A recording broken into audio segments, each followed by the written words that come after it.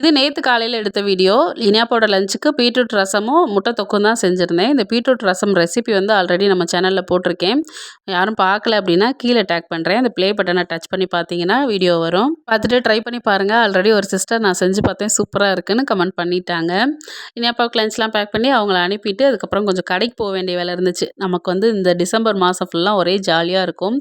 ஏன்னா கிறிஸ்மஸ் மாசம்ல நம்ம 1ஆம் தேதியே எப்பவுமே குடில் வச்சுருவோம். கிறிஸ்மஸ் ட்ரீ வச்சுருவோம். அத்தைக்கு முடியலைன்னு ஊருக்கு போனதுனால அன்னைக்கு வைக்க முடியல.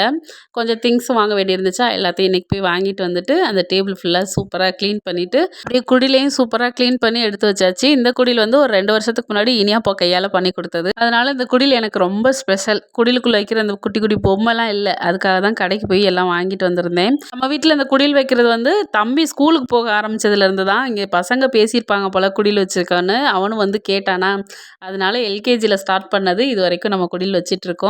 இந்த வருஷம் தான் ப்ராப்பரா எல்லா பொம்மையுமே வாங்கி வச்சிருக்கேன். நம்ம வீட்டு குடில் எப்படி இருக்குன்னு கமெண்ட்ல கண்டிப்பா நீங்கலாம் சொல்லணும். இந்த மாரி டெக்கார் பண்றதெல்லாம் எனக்கு ரொம்ப பிடிக்கும். எல்லாம் வச்சுட்டு பார்க்கும்போது வீடே ரொம்ப அழகா இருந்துச்சு.